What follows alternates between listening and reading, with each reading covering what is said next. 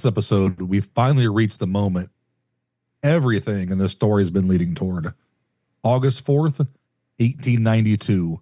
A morning that started out quite quietly, almost unremarkably, but ended as one of the most infamous crime scenes in American history. This is the day the tension snapped. The day two people were killed inside a locked house with nowhere to hide and no clear suspect to blame. Over a century later, we're still trying to piece together how such a brutal double murder could happen in broad daylight with so few people around. So in this episode, we break down the morning minute by minute, the movements, the evidence, the behavior, and the contradictions that have kept this case alive for 130 years. This is the heart of the mystery. This is the day the Bordens died. I'm Dustin. And I'm Jimbo, and this is Dark Discoveries.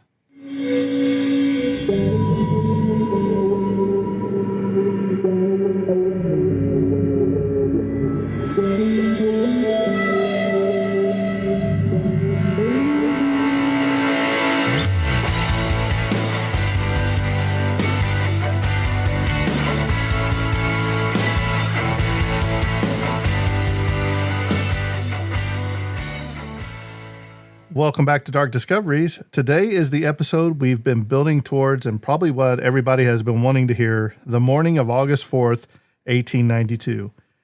Everything we've discussed so far, the tension, the resentment, the financial battles, the emotional stagnation, all of it converges on this single summer morning when Andrew and Abby Borden were brutally murdered inside their Fall River home. This wasn't just another crime in a growing industrial city. This was a double homicide carried out in broad daylight without witnesses inside a small locked house where only a handful of people were present. For over 130 years now, the question has persisted. How did this happen and who could have done it? Today, we're going step by step through the timeline, the physical evidence, the behavior of everyone in the home, and the contradiction that makes this case so maddeningly unsolvable. This is one of the most mysterious mornings in all American criminal history, and the details are as chilling today as they were in 1892. Yes, this is where legend becomes reality, or at least where reality becomes so bizarre it feels like legend. You have a house with maybe 4 people in it. 2 of those people, Abby and Andrew, end up dead with repeated hatchet blows. And if you've listened to the intro, every episode, 40 and 41 blows. But I don't think really you'll find out that I don't believe Abby actually got 40. I think it was only like 19. So we'll talk about that. Yep, we're going to get there. Another person, the family maid, Bridget Sullivan, is doing chores outside the home, but claims she didn't hear a thing. And then there's Lizzie, whose behavior that morning is entirely perfectly innocent, or it's strangely incriminating, depending on which detail you focus on. The morning is a jigsaw puzzle with missing pieces. If you know me in puzzles, I always like to take one piece and hide it. And you try to force it in when it don't belong. Nope. You just wait till everybody else is done and you get that last piece of the puzzle. You get the satisfaction of putting it in. We're going to see if we get that satisfaction of putting that piece back in. Some things fit, some things never will. And some pieces are deliberately shaved down to force the picture what we think we want to see. Episode 4 isn't about answering the question of guilt. It's about giving you the closest thing we have to a play-by-play of the crime itself. And the more you follow this timeline, the more you realize just how baffling this case really is. Right. So before we can break down the morning of the murders minute by minute, let's go ahead and recap the final days leading up to the murders in case you missed last episode. So the entire Borden household had been sick, violently sick, just days before the murders. Abby had gone to the doctor complaining of stomach pains. Andrew felt ill as well. Some speculate, which is kind of funny here that you talk about that. So they're talking food poisoning. Yes. So they're talking food poisoning, and Abby brings the doctor to the house. And Andrew's like, I'm not paying for a doctor, and sends the doctor away. So it's funny how frugal, even when it comes to him, how frugal he is. Because it's like, no, the doctor's too expensive. We're not going to waste our money on this. So some have speculated bad food or rotten mutton. Others whispered about poison. What's undeniable is this, that the illness created even more tension in an already stressed household. At the same time, John Morse, the brother of Andrew's first wife, which would be Lizzie and Emma's uncle, maternal uncle, arrived in town and stayed overnight at the Borden home on August 3rd. Coincidence? We'll talk about it. His arrival sparked conversation about property, wills, and finances, topics that always heighten the emotional temperature in the home. Between the illness, Morse's visit, and the increasingly icy interactions between the family members, the Borden home in the days before the murders felt heavy, tense, and deeply unsettled. The psychological environment was already unstable, and the events of August 4th didn't come out of nowhere. They came out of a week that was already simmering. And Morris's visit is often one of those details that's overlooked. It suddenly becomes huge when you apply the hindsight to it. He was meeting with Andrew, talking business, discussing farm property and inheritance issues. When he left early the morning of the murders, which becomes one of the many complications in this story, because Morse had an alibi. So airtight it practically squeaked.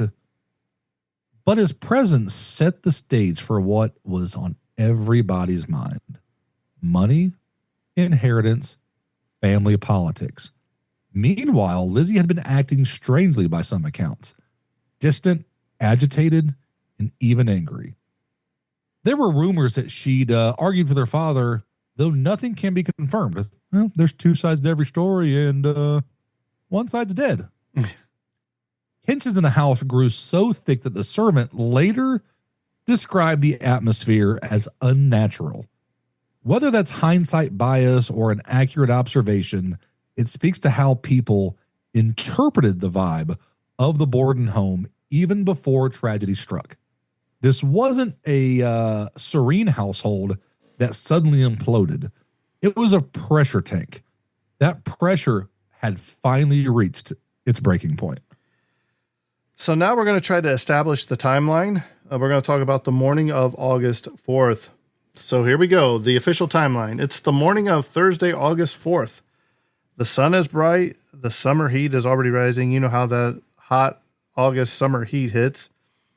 In the Borden house, the breakfast is being served. It's simple. It's leftover mutton that had been sitting out for days, bread, and coffee. Dustin, what is mutton? So mutton is basically just I think it's like a 2 to 3 year old sheep. So basically like a lamb. Okay. I've always thought mutton was a goat. Like mutton chops? No, more like mutton broth. So Abby and Andrew wake early. Morse, the uncle, eats breakfast and leaves around 8:45 a.m. Bridget, the maid, begins her chores washing windows inside and outside of the house. So she's getting them both. You got to get those windows clean. Abby Borden is attacked. So Lizzie claims she came downstairs around 9 a.m., which is, you think that the uncle said goodbye to him before he left? I would say depending on what's going on, how because he leaves at 8:45 and Abby comes downstairs at 9. So it may just be one of those. Lizzie came downstairs at 9. Yeah. So Abby goes upstairs around 9 to make the guest bedroom where Morris had slept. So he was upstairs too. So that makes perfect sense that he could have said goodbye to Lizzie and all of them while he was upstairs. So sometime during that quiet hour in the house, Abby Borden is attacked on the second floor. She is struck approximately 19 times with a hatchet-like weapon. Do what? Allegedly. They probably can't tell. 19 to 40 times. Who knows? So based on the blood evidence and the angle of the wounds, the attack was swift, brutal, and carried out by someone standing above her as she fell to the ground. Abby dies face down on the floor of the guest bedroom. And what's so haunting about this murder is that no one hears a thing. Not a scream, not a struggle, not footsteps. You got to remember, this is a tiny house where every move you make, the stairs creak, the floorboards creak. It's so tiny. You probably hear people arguing room to room to room. So who's the murderer? We're going to try to narrow it down. So the thing I'm going to say, because I'm not going to go too deep yet, but the first blow could have knocked her out. So at that point, you're just going to have some heavy breathing, and, you know, the skull is going to take damage. So I'm sure the first couple hits may have been a little loud, but then it may kind of quiet down as you go. Right. So, and I'm not sure we talked about this, but, you know, you could have hit it with the fat part of the axe too, or hatchet. You didn't have to hit her with the blade. More of a blunt, bludgeon. right? So you mean, you know, you get the back of the head, you know, you can knock somebody out pretty easy. So you don't really know. And to this point, the timeline still keeps historians up at night. The house wasn't large. Footsteps echoed. Voices carry. Floors creak. I live in a 120-year-old house. Floors creak everywhere you walk. Even when you're trying to sneak downstairs at midnight for a midnight snack. No sneak. You know, so you're going to have stuff. Everything carries to this house too. So, you know, you're going to have single pane windows back then, because I still have those too. You're going to probably be able to hear the noises inside, outside, you know, kind of easy, because I hear every car that drives by, you know, that's got a lot of exhaust, or every train that goes by, every ambulance. You hear that throughout the whole house. So that's going to reverberate. If you have a loud enough noise inside, it's going to reverberate outside and vice versa. But you got to remember, what was the maid doing during this time? They said she was washing the windows inside and outside. So the second story, you know, if you're outside when that's happening and on the other side of the house, it could muffle it. So I don't know how close this is to other farms, different things where people could be working outside that, you know, maybe you could get some, you know, something to cover up the sound. So, like I said, these floors are going to creak. It's going to make noise. Somehow Abby is murdered quietly enough that Bridget, washing the windows, allegedly right outside that room, heard absolutely nothing. Or maybe she was just tired of his shit. And did you hear anything? Nope, didn't hear a thing. He's a little late on paying me. So we're going to split this money when it's all said and done. Meanwhile, Lizzie claims she was either in the barn, in the loft, looking for lead to make sinkers, and outside eating a pear. And they're like, you know, you're in this August. It's hot and humid. You're in a barn with not a lot of air movement, supposedly. It's hot. Why would you sit and eat pears outside in this barn area, possibly inside? They're like, it doesn't make sense. That's going to probably come up later. Who knows? Her statement shifts slightly depending on questioning, which is one of the many reasons police found her suspicious. After killing Abby, the murderer would need time to clean up, to compose themselves, and to navigate quietly back into the house. And yet no one is seen in or around the property. No blood trail is found leading away from the crime scene. And if Lizzie is innocent, then the killer somehow slipped in, killed Abby, remained hidden for nearly an hour, and then killed Andrew as well, all without being detected. And that's an impossibility that continues to baffle anybody who studied this case. You know, it's how would you do it? Let's think about the brutality of this murder. There's going to be blood everywhere. And I mean, even the most cautious killer is still going to leave evidence around. And some of the technology lack of fingerprints are still pretty the same. You know, minus DNA evidence, a lot of the stuff that they do is the same. So if you're looking at blood spatter, trying to figure that stuff out, you know, fingerprints, that's what they're going to be looking for. I don't even think fingerprints was around at this time, was it? You're talking almost 1900. I'm trying to think when they were. Because didn't J. Edgar Hoover do those in like 1940 something, right? but it wasn't invented. I think that's just where they condensed it into like the right.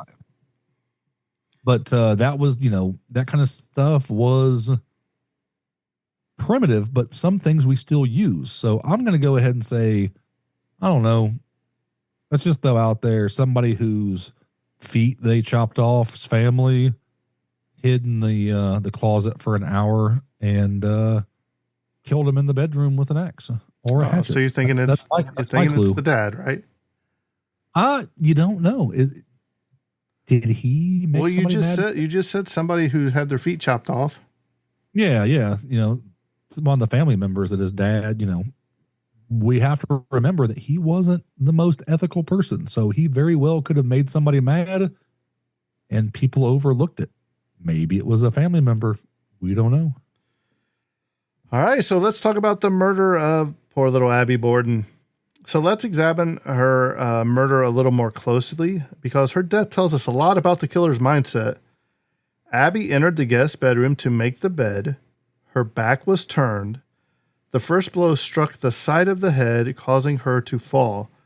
The remaining blows landed while she was down, suggesting rage or determination rather than panic. The wounds were concentrated, repetitive, and delivered with enough force to split bone and expose tissue.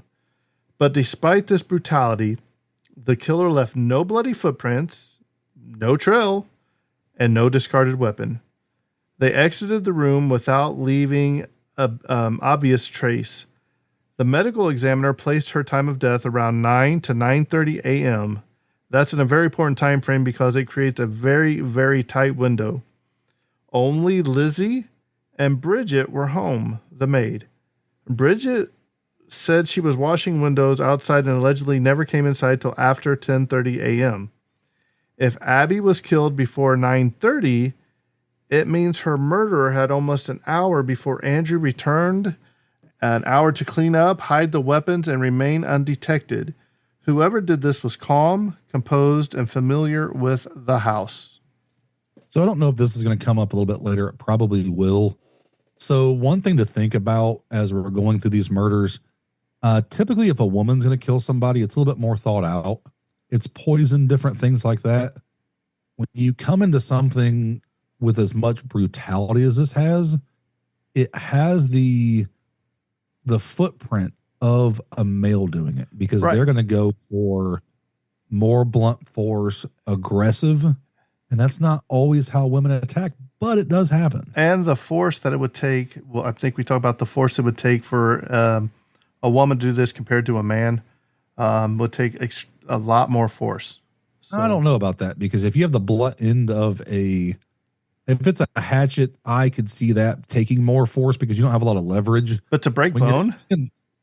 When you're swinging that axe, and if you hit it with the backside of that axe, and I don't know, these girls are I guess if your adrenaline's rushing, you're mad enough. An axe would get heavy. That's what would get me with the fatigue. But the first few hits with that blunt end, if it's sitting on the ground and it can't move, like if you hit me with a baseball bat and the back of the head standing up, the damage will probably be less than if I'm laying on the floor and you hit me with it because there's nowhere to give. It's a very brutal attack on it. And we're going to dive deeper, I'm sure, once we get into the courtroom because it's, I don't know. She's a 32-year-old woman. She's, if you've ever had to cut some firewood, maybe she's got some arms on her. Maybe you're already pointing the fingers at Lizzie, and it wasn't even Lizzie.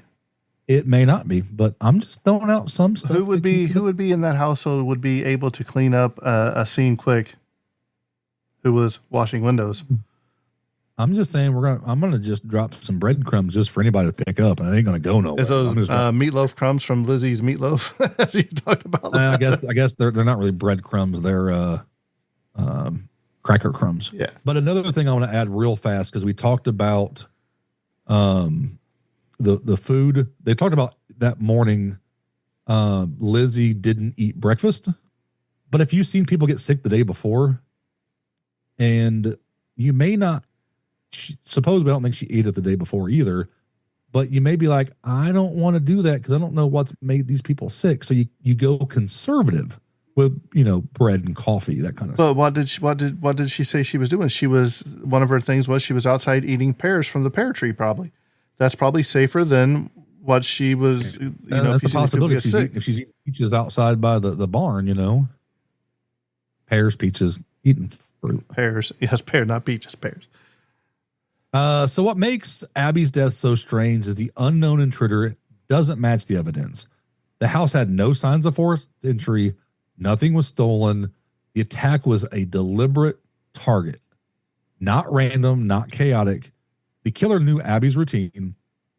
They struck when she was alone in a room that couldn't be entered until it was discovered. If it was a stranger, they would have to have expert timing, knowledge of the household pattern. But if it was somebody inside the house, the crime becomes more logical, more emotional, more opportunistic. And everything's familiar around her or them. Another chilling detail is Abby had defensive wounds on neither of her hands or arms. She never saw the first blow coming. The killer struck her from behind, suggesting she trusted the person in the room enough to turn her back on him, or she thought she was alone. That single detail continues to fuel the suspicion that Abby's killer wasn't a stranger at all, but somebody she didn't perceive as a threat. Now, let me ask you something, Dustin. We had talked about earlier about thefts that were happening in the home that they never found out, and this made Andrew go get locks and lock doors and all that in the house. Could it be somebody that was a neighbor, a friend, a fellow churchgoer that would come over often enough maybe to sit and talk with Abby, somebody she trusted enough? Could she have been having an affair?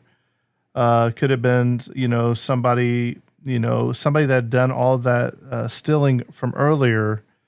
And now that they know the routine and they know, hey, Andrew was a businessman. Could it have been a businessman, a deal gone wrong? That's something else. If you look, he wasn't an overly honest person at times. Right. So we just don't know. That's the thing. That's the interesting thing about this whole Lizzie Borden case is you're never going to know. There is so much information and the police did such a bad job, which we are going to talk about how they collected evidence. And you have statements coming from Lizzie different times that she was different places doing different things. It's hard to get exactly the truth out of this. And we'll see that when the trial comes. So what happens when Andrew Borden returns home? So he returned home around 10:45 a.m. after running errands downtown. He tried to enter through the side door, but found it jammed, a detail that would later become hugely significant. Bridget heard him struggling with the locked door. She came to assist. According to her, she heard Lizzie laughing faintly from upstairs, which is chilling because Abby was lying dead on the second floor at that moment. Lizzie denied the laughing, though. Of course she's going to deny it. Lizzie didn't kill him. You may just be laughing at his silliness of all the locks. Like here you want to, you're doing this to punish us or because you think you need more protection. But I don't think you need to get in your own house because you're struggling with the lock. I don't think she's laughing at him because she is laughing from the upstairs. That's what they're saying. So of course, Lizzie denied this laughing, but when Andrew finally entered the house, Lizzie appeared at the bottom of the stairs and told him Abby had received a note from a sick friend and gone out. Now, to me, that's a little suspect because no such note was ever found. No messenger had ever came forward. Investigators later concluded the note never existed at all. That alone cast a long, dark shadow over the morning. Andrew settled on the sofa in the sitting room to rest. Within 10 to 15 minutes, he was dead, attacked with a hatchet to the face until he was nearly unrecognizable. 10 blows, all delivered while he was laying down. Sounds like the same modus operandi. Oh, well, we know it's the same killer. So do we? Or killers? I would say so. So this is where the timeline becomes impossible to reconcile if Lizzie wasn't involved. Andrew was attacked between 10:45 and 11:05 a.m. based on Bridget's accounts and medical testimony. Bridget was upstairs in her bedroom resting after the heat of the chores. And the chores. Lizzie claims she was in the barn in the backyard again, but when she called out to Bridget that her father had been killed, she didn't seem panicked. She didn't scream. She didn't run for help. Instead, she reportedly stood calmly by the screen door and called for Bridget in a muted tone. When neighbors arrived minutes later, Lizzie seemed oddly composed, not hysterical, not confused, just quietly distressed. And not once did she express a worry about Abby, which many found suspicious. She only said she thought Abby was out, but investigators believe by the time Andrew was murdered, Lizzie would have known Abby was already dead. Her behavior was one of the most debated elements of the case. Was it shock? Was she lying? Was she genuinely unaware? Every interpretation changes with the meaning of the morning. Yeah, I mean, obviously she could have been in shock seeing her father laying there dead. Right? You could, but is it just, are you, even if you didn't do it, through everything you've been through, and I think there's some trauma that we probably don't know about, maybe it was a relief. Mm-hmm. Which we'll talk about. So let's take a closer look at the examination of the crime scenes.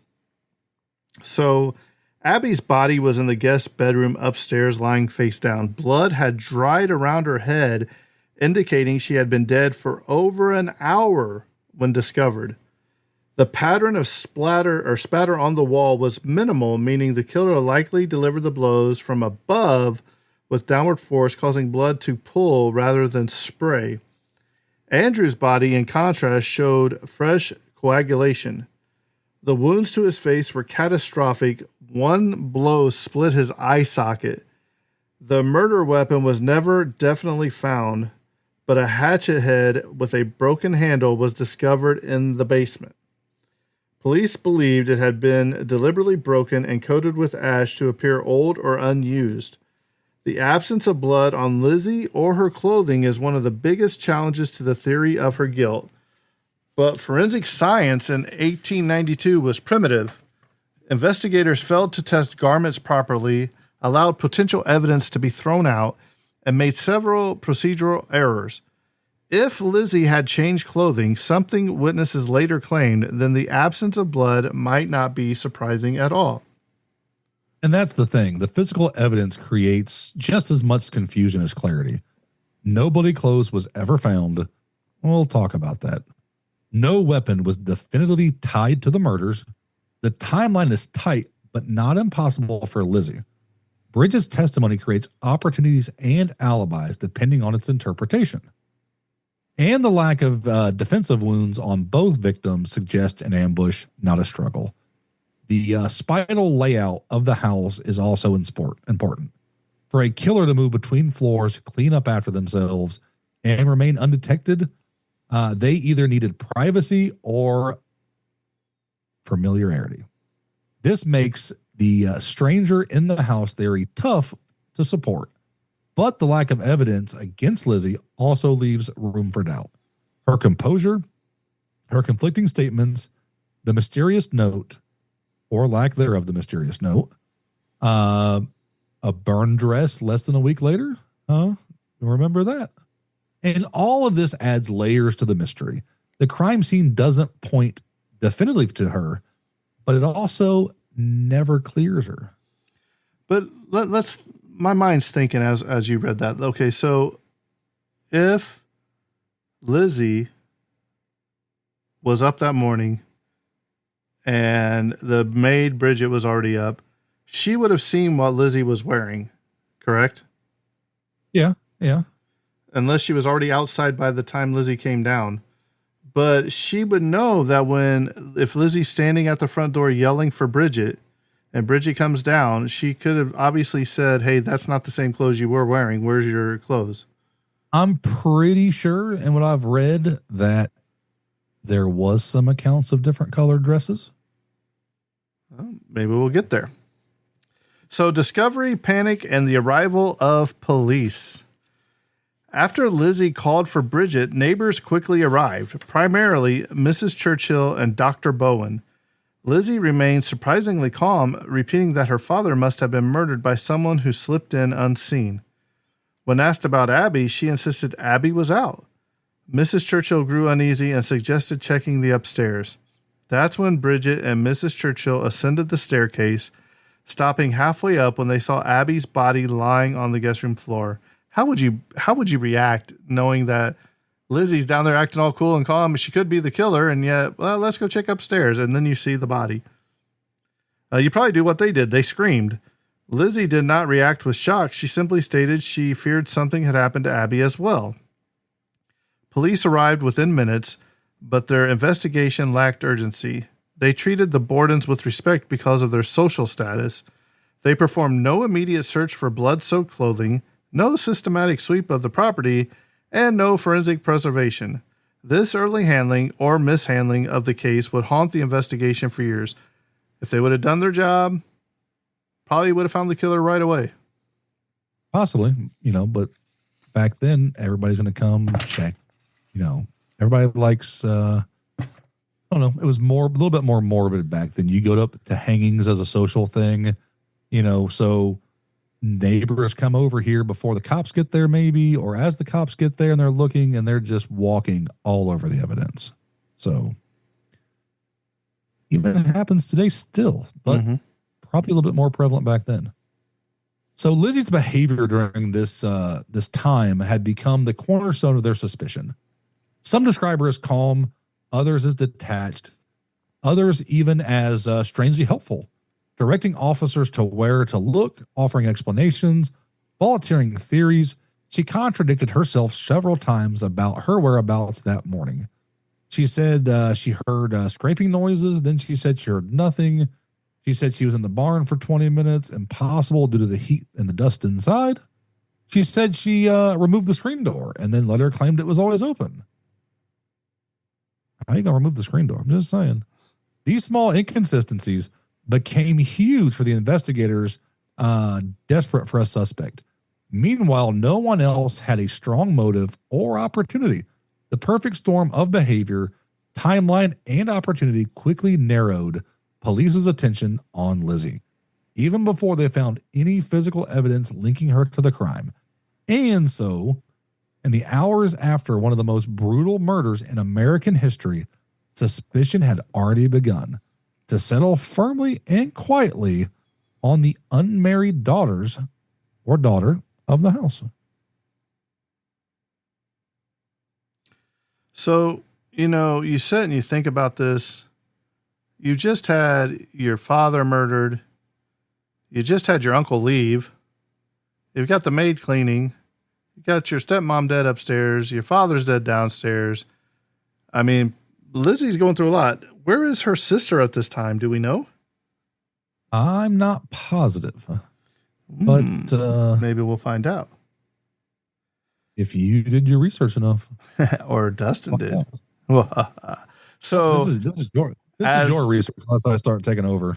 As we walk through the morning of the August 4th, 1892, it's been a day defined by silence, sudden violence, contradictions, and mysteries that have never been resolved. Whether Lizzie committed these murders or someone else did, the events of that morning are a puzzle with missing pieces. What we do know is that two people died brutally, quietly, and within a small window of opportunity. The timeline is both narrow and full of loopholes. The evidence is both suggestive and incomplete, and the behavior of everyone involved is strange enough to support multiple interpretations. This morning remains one of the most analyzed sequences of events in criminal history, and for good reason. It defies simple explanation. And in the next episode, we're diving into the immediate aftermath, the investigation, the shocking behavior from Lizzie the days that followed, the inconsistent statements, the discovery of burned clothing, and the beginning of a legal case that would soon explode into one of the earliest media circuses in American history. This is the episode, or this is where Lizzie goes from being daughter to suspect, from quiet churchgoer to national headlines. If episode 4 was a fire, episode 5 is a smoke that rises from it. The transformation from crime to accusation is one of the most fascinating transitions in this entire case. And that's exactly where we're headed. So remember, the deeper you dive, the darker it gets.